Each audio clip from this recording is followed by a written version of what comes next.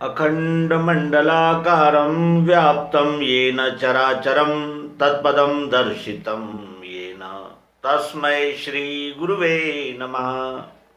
अज्ञानान्धस्य लोकस्य ज्ञानाञ्जनशलाकया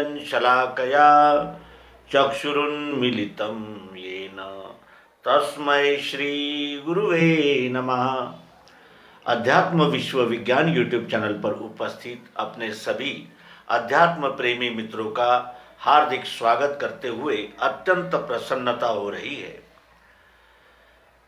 ऐसा कहा जाता है कि सुशिक्षित होना आसान है, लेकिन सियाना होना बड़ा मुश्किल है।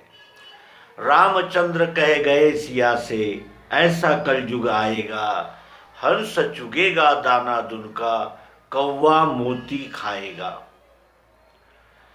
राजा और प्रजा दोनों में होती रहेगी खींचातानी। इस प्रकार का जो प्रसंग गोपी फिल्म में गीतकार राजेंद्र कृष्ण जी ने सजाया है और बताया है, उसमें से अधिकांश बातें सत्य प्रतीत होती है।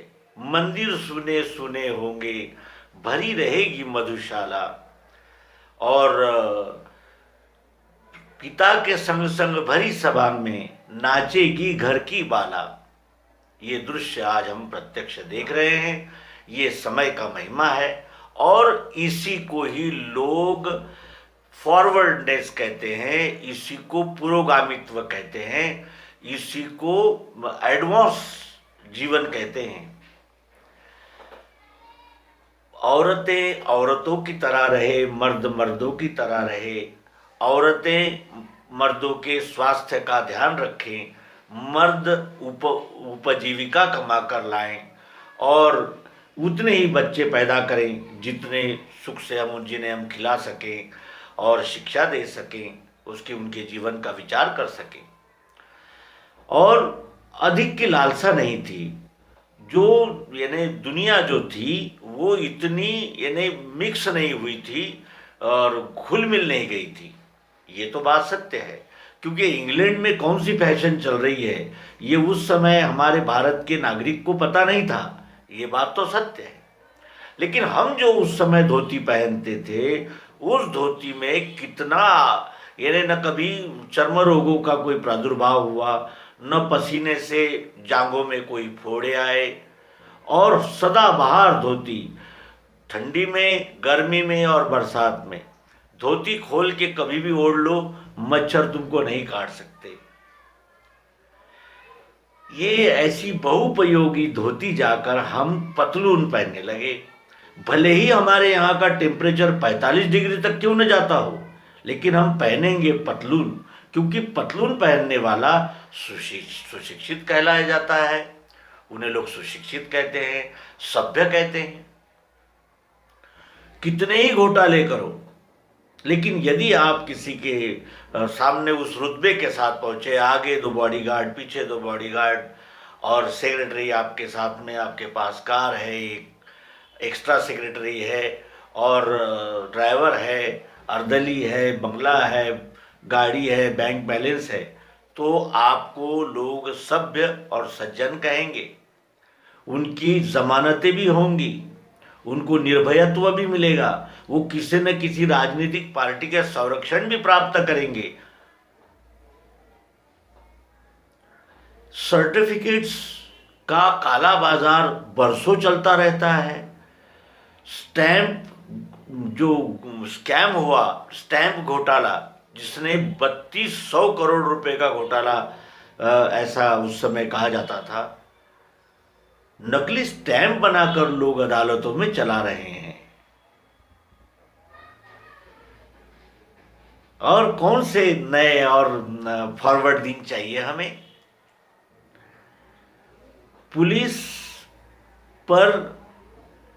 पुलिस को मंत्री ऑर्डर दे रहा है और जो उसके कमिश्नर है, जो प्रमुख अधिकारी है, वो कह रहे हैं कि मुझे ऊपर से ऑर्डर हुआ। यानी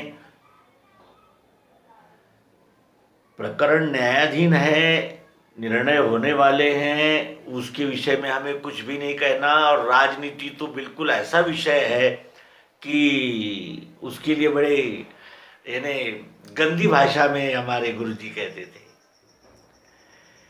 कि अब ऐसा है, वो भी एक कार्य ही है, और वो आगे चलकर फिर प्रशासन और इस देश के कानून बनाना, न्याय दिलाना, पर इन नागरिकों का पालन पोषण की चिंता करना, कोविड जैसी बीमारियां आई तो उनकी देखभाल करना, उनको यथासंभव यथा परिस्थिति मदद करना, ये तो काम राजनीति के है ही, वरना ये चलाएगा कौन? राष्ट्रपति, प्रधानमंत्री, मंत्रिमंडल, विरोधी पार्टी, ये सब आवश्यक है, ये इसमें कोई दुमत नहीं है। प्रश्न यह है कि ऑक्सफोर्ड यूनिवर्सिटी से पढ़कर आए हुए व्यक्ति को अगर मैं क्या कह रहा हूं इसका होश नहीं है, जो इतने यानी वकील है, एडवोकेट है, आप कानून को जानते हैं, और फिर भी ऐसे इस प्रकार की भाषा और इस प्रकार के यानी जिसे कहते हैं कि आग लगाने वाले, हंगामा करने वाले वक्तव्य आप देते हो। कहने का आशय यह है कि हम पढ़े लिखे सुशिक्षित तो हुए लेकिन समझदार नहीं हो सके। क्यों? क्योंकि हमने वो रास्ता ही छोड़ दिया, हम भौतिकवाद के पीछे ऐसे दौड़ पड़े, और ये कोई यानी अनुचित बात भी नहीं नजर आती, क्योंकि वही तो था हमारे अंग्रेजों से हमने जब सत्ताली संक्रमण का समय था, बहुत आपाधापी हुई, और उसमें कुछ लोग जो थे वो इस देश को देश ही मानने के लिए तैयार नहीं थे, ऐसे भी लोग उसमें थे, और सभी ने फिर इस देश का बंटवारा किया। बंटवारे के बाद भी हम देखते हैं कि कोई बंटवारा जिनका हुआ उसमें कोई भी मुल्क सुखी नहीं दिखता। बांग्लादेश में सांप्रदायिक हिंसाचार है, पाकिस्तान में और फौज और राजनीतिज्ञ और वो उनके अलग अलग जो प्रांत है, वो प्रांत के लोग, इनका आपस में ही संघर्ष चल रहा है। और भारत में तो ये इतना अधिक हो गया है कि अब ये देश विस्फोट के कगार पर आ गया है। इस देश का वो समय आया है कि वो निर्णय करे किसके यानी निर्देशन में चलें, संविधान के या किसी मत के, किसी पंथ के, किसी वेश के, किसी भाषा के, कैसे चलें, ये निर्णय करने का समय आ गया है। दूसरा, अंतर्राष्ट्रीय परिप्रेक्ष्य में हम देखते हैं तो हमें ऐसा नजर आता है कि साम्यवादी, पूंजीवादी और समाजवादी, ये और फिर वो भी जो अन्यवादी हैं, उनका सबका ध्रुवीकरण हो गया है और वो आमना सामना आ गए हैं। पूंजीवाद और समाजवाद में साम्यवाद। समाजवाद क्या है ये भी कभी हमें समझ में नहीं आया। साम्यवाद के नाम पर हमने अपनी घरानेशाही और अपने सत्तांतरण चलाए, जिसका उदाहरण एक राष्ट्र है। नहीं हो सका। क्यों? क्यों नहीं हो सका? क्या कारण था? क्या पूंजीवाद को लोग समझ सके हैं? क्या समाजवाद की जो अवधारणा थी उसको और साम्य यानी समाजवाद की पॉलिसी साम्यवाद का यानी उत्कर्ष और पूंजीवाद का यानी नियंत्रण, क्या ऐसा कॉम्बिनेशन विश्व में नहीं बन सकता? बन सकता है, लेकिन अपने अपने स्वार्थ और अपने अपने नजरिए। कुछ राष्ट्र अपना साम्राज्य बढ़ाने में ही बहुत यानी इंटरेस्टिंग है और एग्रेसिव है, और कुछ कुछ देश अपने आप को बचाने में लगे हुए हैं, क्योंकि वो जब देखते हैं कि ये तो धीरे धीरे हम पर काबू किया जा रहा है और हम पर निर्बंध लादे जा रहे हैं, हमको निगलने की तैयारी हो रही है। अंतर्राष्ट्रीय परिप्रेक्ष्य में भी यही नजर आता है। और फिर जो ये कलयुग है, ये तमोगुण प्रधान है, ये तमोगुण प्रधान है। इसलिए यहाँ विपरीत ही दिखेगा, ये उसका निर्णय है, क्योंकि तमोगुण का चरमोत्कर्ष होता है कलयुग में। इसके आगे और वातावरण बिगड़ता चला जाएगा, क्योंकि अब कलयुग समाप्त होने वाला है और सतयुग आने वाला है। हमारे वैदिक संस्कृति, वैदिक साहित्य के अनुसार अब सतयुग आने वाला है और उसका बीजारोपण हो चुका है, वो आएगा। लेकिन ये जब कलयुग जाएगा तो महाविनाश, महाविध्वंस करता हुआ जाएगा। और यही भारत में नहीं, संपूर्ण विश्व में हमें एक इस प्रकार की मानवीय लालसा की निगृण और जिसे कहते हैं कि नीच मानसिकता दिखेगी, और अधिक से अधिक बलवान, सामर्थ्यवान और भोग ऐश्वर्य संपन्न बनने में ही हमारा यानी ध्यान रहेगा। और यदि हम केवल एक उपभोग करने वाला रोबोट या एक ग्राहक निर्माण कर दें, या एक मानव निर्माण किया था इस विश्वरूप विधाता ने, इस विश्वरूप विधाता ने एक मानव भेजा था, हमने उसको एक मशीन, एक रोबोट, एक भोगने वाली मशीन और एक खर्चा करने वाला ग्राहक तैयार किया, मानव नहीं बनने दिया। और आज भी मानव बनाने में किसी को इंटरेस्ट ही नहीं है। कोई मतदार बनाना चाहता है, कोई गुलाम बनाना चाहता है, सब अपने अपने कामों में लगे हुए हैं। और ये होना ही है, क्योंकि तमोगुण का चरमोत्कर्ष कलयुग में होता है और ये सब हमें सहना भी है। और वो सतयुग कैसे आएगा? यदि इतनी भीषण परिस्थिति इस विश्व में है तो वो सतयुग आएगा कैसे? कैसे आएगा? क्या वो शस्त्र से आ सकता है? क्या वो अस्त्र से आ सकता है? क्या वो दबाव से आ सकता है? कैसे आएगा वो? उसका मार्ग क्या है? तो श्री राम, श्री कृष्ण ये शस्त्र लेकर आए, क्योंकि उनके जो दुश्मन थे वो शस्त्रों से निपटे जा सकते थे। लेकिन अब ऐसा नहीं है।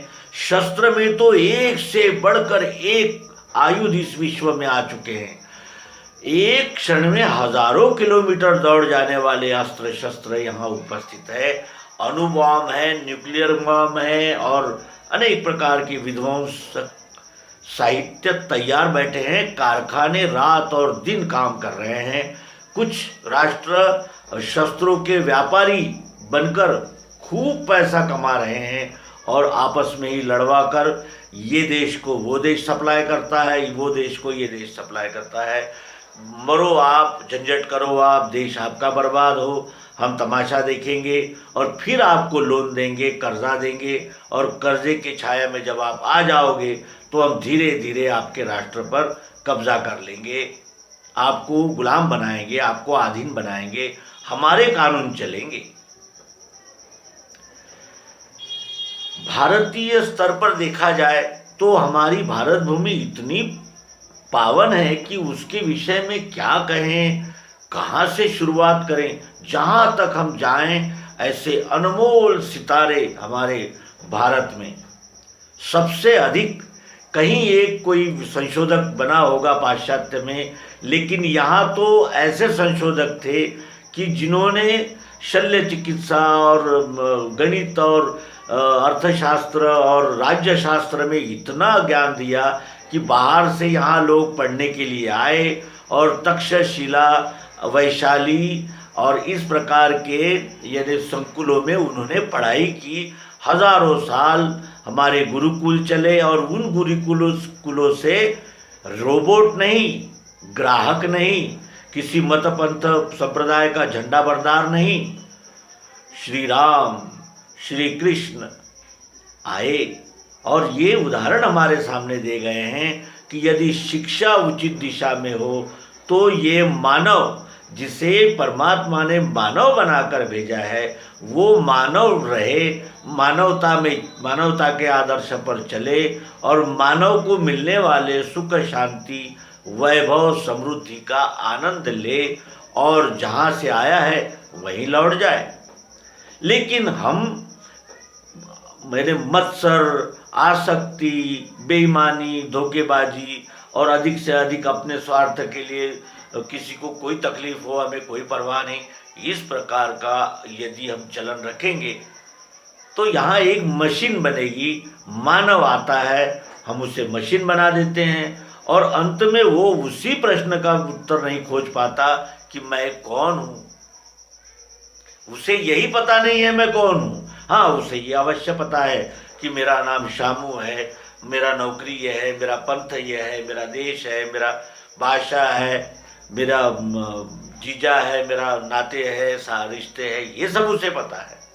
और ये अंतिम समय काम आने वाले है नहीं, क्योंकि ये अंतिम समय में इसमें का कुछ भी काम में नहीं आता। क्योंकि जिस तरह एक नाटक समाप्त होता है उसी तरह तो ये जीवात्मा शरीर अचानक छोड़ देता है। लेकिन ये जीवात्मा जब यहाँ से जाता है तो अपने सर पर अपने कर्म फल, अपने स्वभाव गुण की एक गठरी बांध कर ले जाता है संस्कार रूप में, जो उसे आगामी जन्म देते हैं। इस प्रकार की प्रक्रिया है और उद्भिद से ये जीव चला हुआ आज जारज खानी तक आया है, लाखों जन्म धारण कर चुका है। श्रीमद् भगवद गीता कहती है कि लाखों जन्म धारण कर लिए हैं इस जीव ने, क्योंकि ये विकास, जीव का जो विकास डार्विन कहता है वो झूठा है, डार्विन सत्य नहीं कहता। हमारा भारतीय तत्वज्ञान और आयुर्वेद कहता है कि तुम कहाँ से चले हो, उद्भिद से, पेड़ पौधों से इस जीवों की यात्रा शुरू हुई है। आज जारज खानी सर्वश्रेष्ठ मनुष्य शरीर में हम उपस्थित है।